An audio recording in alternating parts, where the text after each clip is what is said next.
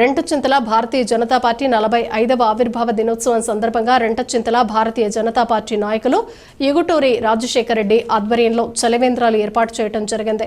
ఈ కార్యక్రమానికి ముఖ్య అతిథులుగా సీనియర్ నాయకులు మట్టారెడ్డి, మాజీ మండల అధ్యక్షులు పుల్లారెడ్డి, రెంటచింతల మండల ఇన్ఛార్జ్ మాజీ అసెంబ్లీ కన్వీనర్ జి నారసయ్య, జిల్లా కార్యదర్శి పోలిశెట్టి శ్రీనివాసరావు, జిల్లా యువ మోర్చా నాయకులు పూర్ణారావు తదితరులు పాల్గొన్నారు.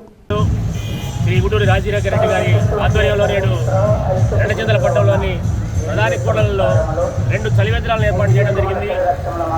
దీనికి ఆహ్వానించినందుకు ప్రతి ఒక్కరికి పేరు పేరున ధన్యవాదాలు తెలియజేస్తుంటాను.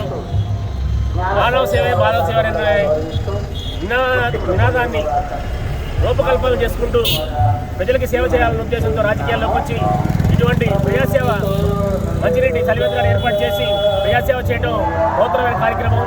ప్రతి ఒక్కరు కూడా ఇటువంటి కార్యక్రమాలని రాజశేఖర రెడ్డిని స్ఫూర్తిగా తీసుకునేటువంటి కార్యక్రమాలు చేయాలని చెప్పేసి కోరుకుంటూ ఈ అవకాశం ఇచ్చి ధన్యవాదాలు తెలుపుతారు.